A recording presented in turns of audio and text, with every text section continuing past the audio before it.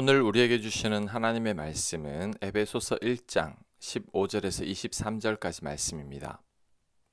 15절 이로 말미암아 주 예수 안에서 너희 믿음과 모든 성도를 향한 사랑을 나도 듣고 내가 기도할 때에 기억하며 너희로 말미암아 감사하기를 그치지 아니하고 우리 주 예수 그리스도의 하나님 영광의 하나님께서 지혜와 계시의 영을 너희에게 주사 하나님을 알게 하시고 아멘. 오늘 본문은 에베소 교회를 위한 바울의 기도입니다. 바울이 어떤 기도를 올렸을까요? 첫째, 바울은 하나님께서 지혜와 계시의 영을 주사 에베소 교인들이 하나님을 알게 하기를 기도하고 있습니다. 여기서 하나님을 안다는 것은 지식적으로 아는 것을 의미하지 않습니다. 경험과 체험을 통해 아는 것을 의미합니다. 예를 들면 부부끼리는 서로가 서로를 속속들이 다 잘 알죠. 서로의 성품과 습관과 단점도 다 압니다. 이처럼 하나님을 깊이 알게 되기를 바울이 기도한다는 것입니다. 하나님을 잘못 알고 있는 분들이 많고 하나님을 잘못 오해하는 분들도 많습니다. 하나님을 무서운 하나님, 벌 주시는 하나님, 우리가 잘할 때만 사랑하는 하나님으로 생각하는 분들도 많습니다. 그런데 우리 하나님은 그런 하나님이 아니십니다. 우리 하나님은 자비롭고 은혜롭고 노하기를 더디하시고 사랑이 끝없는 분이시죠. 성경에 하나님을 가장 쉽게 잘 묘사한 것은 예수님의 탕자의 비유에 나오는 탕자의 아버지입니다. 아들이 원하는 것을 다 들어주시고 아들이 재산을 탕진하고 돌아와도 나무라지 않으시고 여전히 아들을 사랑하시는 아버지가 바로 하나님의 성품이죠. 또한 십자가에 하나님 사랑의 핵심이 담겨 있습니다. 우리를 사랑하사 우리를 살리기 위해 아들을 포기하신 하나님이시죠. 하나님께서 이 정도로 우리를 사랑하십니다. 바울은 이런 하나님을 에베소 교인들이 다 알게 되기를 기도하고 있습니다. 그런데 이 기도가 가장 중요합니다. 왜냐하면 우리가 하나님을 잘못 오해하지 않고 바로 알아야 하기 때문입니다. 탕자의 아버지를 기억하고 십자가를 기억해야 합니다. 이것이 하나님의 참 모습입니다. 더불어 내 가족이나 주변 사람들 가운데 하나님을 아직 잘 모르거나 잘못 알고 있는 분들을 위해서 우리는 바울처럼 기도해야 합니다. 그들이 하나님을 바로 알게 해달라고 기도해야 합니다. 우리 자녀들을 위해서도 기도해야 합니다. 내 자녀들이 하나님을 바로 알아야 합니다. 예수님께서 왜 십자가에 달리셨는지를 알아야 합니다. 그것을 알게 되면 우리 자녀들의 인생도 달라집니다. 내가 하나님의 전적인 사랑을 받고 있다는 것을 알기 때문이죠. 그러면 세상에서 두려울 것이 없어집니다. 하나님이 내 아버지이기 때문이죠. 저 또한 과거에는 하나님을 잘못 알고 있었던 때가 있었습니다. 저는 제가 잘해야지만 하나님께서 저를 사랑하신다고 생각했었습니다. 제가 잘못하면 하나님께서 저에게 실망하신다고 생각했었습니다. 그래서 하나님을 기쁘시게 드리려고 부단히 노력한 적도 있었습니다. 그런데 이런 생각들 또한 하나님을 잘못 오해하고 있었던 겁니다. 제가 하나님의 사랑을 받으려고 노력할 필요가 없는 것은 하나님은 이미 저를 사랑하고 계시기 때문이죠. 우리들이 우리 자녀들을 조건 없이 사랑하듯이 하나님도 우리를 그냥 사랑하십니다. 하나님의 자녀이기 때문이죠. 이것을 잘 아는 것이 진짜 하나님을 아는 것입니다. 바울이 에베소 교인들을 위해 기도하는 것이 바로 이것입니다. 18절 너희 마음의 눈을 밝히사 그의 부르심의 소망이 무엇이며. 자, 바울이 두 번째로 기도하는 것은 에베소 교인들을 하나님께서 왜 부르셨는지를 알게 해달라는 기도입니다. 하나님께서 우리를 왜 부르셨을까요? 우리를 사랑하셔서 하나님의 자녀 삼으려고 부르셨다고 생각할 수도 있습니다. 그렇다면 천국에서 그냥 우리를 창조하시면 됩니다. 굳이 이 땅에서 태어나게 할 필요가 없죠. 그렇다면 왜 우리를 이 땅에서 부르셨을까요? 그 이유는 우리가 하나님을 닮은 자로 빚어가기 위해서입니다. 어제 본문에서도 나온 내용이죠. 우리가 거룩하고 흠없는 하나님의 자녀가 되기를 원하시기 때문입니다. 우리는 하나님 보시기에 턱없이 부족합니다. 그래서 이대로는 천국에서 하나님 백성으로 합당하지 않죠. 그래서 이 땅에서 우리를 훈련하고 연단하여 그리스도를 닮은 자로 만드시는 것입니다. 그러니 우리들은 날마다 성장해야 합니다. 날마다 예수님을 닮아 가야 합니다. 날마다 하나님 말씀에 순종하고 서로 사랑해야 합니다. 그것이 우리를 향한 하나님의 소망이고 바울이 기도하는 내용입니다.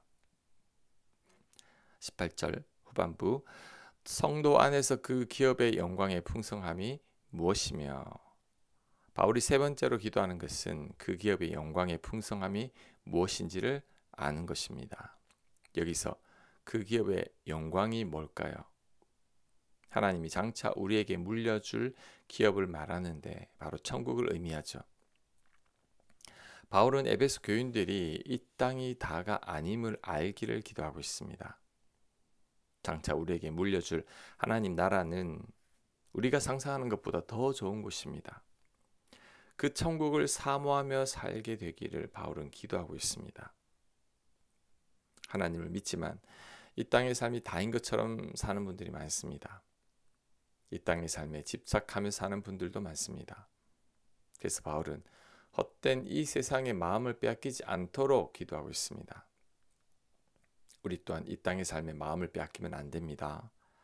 이 땅의 삶은 천국에 비하면 아무것도 아니죠. 이 땅의 삶은 헛되고 사라지고 말 것들입니다.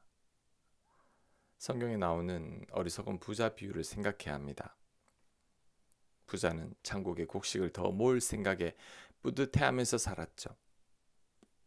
하지만 바로 다음 날 하나님께서 부르셨습니다.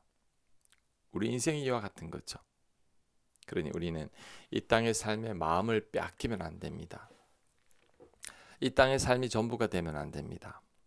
이 땅의 삶은 우리가 잠시 머물렀다 가는 여인수가 같은 것이죠.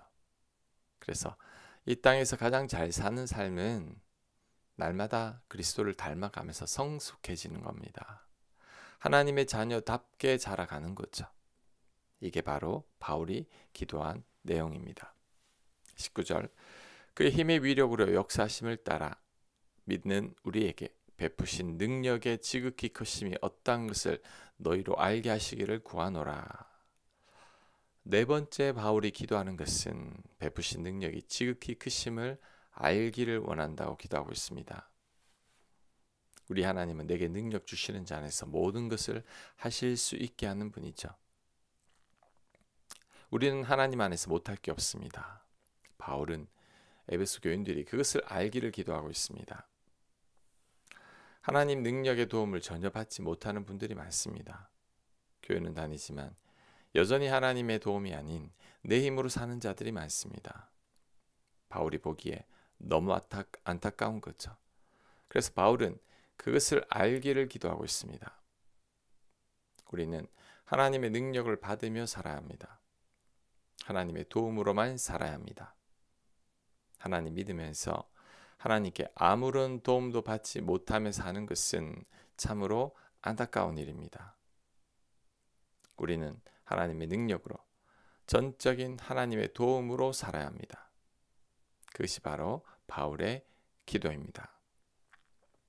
20절 그의 능력이 그리스도 안에서 역사하사 죽은 자들 가운데서 다시 살리시고 하늘에서 자기의 오른편에 앉히사 모든 통치와 권세와 능력과 주권과 이 세상뿐 아니라 오는 세상에 일컫는 모든 이름 위에 뛰어나게 하시고 또 만물을 그의 발 아래에 복종하게 하시고 그를 만물 위에 교회의 머리로 삼으셨느니라. 교회는 그의 몸이니 만물 안에서 만물을 충만하게 하시는 이의 충만함이니라. 아멘. 예수님이 교회의 머리라고 합니다. 교회는 예수님의 몸이라고 합니다. 이 말은 교회의 주인이 예수님임을 뜻하고 있죠. 교회의 주인은 목사도 아니고 성도님들도 아닙니다. 예수님이 교회의 주인이십니다. 사람이 교회의 주인이 되면 안 됩니다. 우리 교회 첫 번째 비전은 사람이 주인이 되지 않는 교회입니다. 하나님께서 주인이 되는 교회이죠. 그런 교회가 되려면 사람이 드러나면 안 됩니다. 목사가 드러나도 안 되고 성도가 드러나도 안 됩니다. 몇몇 사람이 주도권을 잡아도 안 됩니다. 오직 교회의 주인이신 예수님께서 교회를 이끌어 가시도록 우리들은 겸손히 기도해야 합니다. 범사에 하나님을 인정하며 살아야 합니다.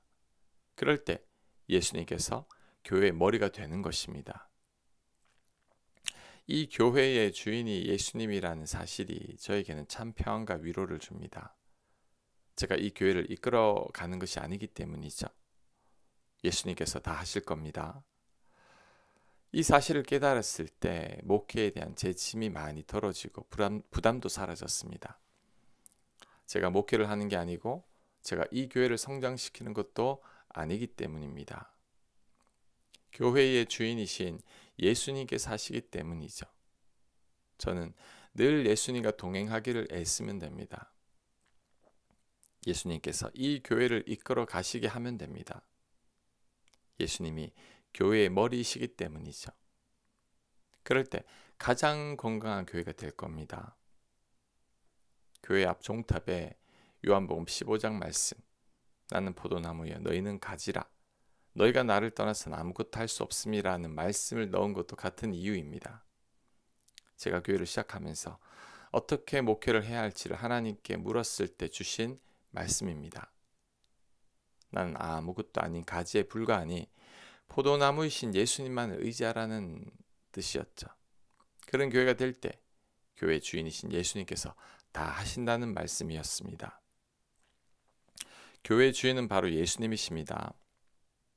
그리고 더 나아가 우리 인생의 주인도 예수님이십니다. 우리가 예수님 믿을 때 더 이상 내 인생의 주인은 내가 아닙니다. 나는 죽고 예수님이 내 안에 살게 됐죠. 그러니 우리는 그 예수님을 주인으로 모시고 살아야 합니다. 그것이 바로 참 그리스도인의 삶입니다. 또한 가장 복된 삶을 사는 비결입니다. 아멘. 묵상과 적용 질문입니다. 나는 내 삶의 주인이 예수님이심을 인정하며 살고 있습니까? 나는 포도나무 가지임을 조용히 묵상해 보시기 바랍니다. 기도합니다. 주께서 내 삶의 주인임을 인정하며 살게 하옵소서. 범사의 주님을 의지하며 내가 가지임을 명심하며 살게 하여 주옵소서. 예수님 이름으로 기도합니다. 아멘.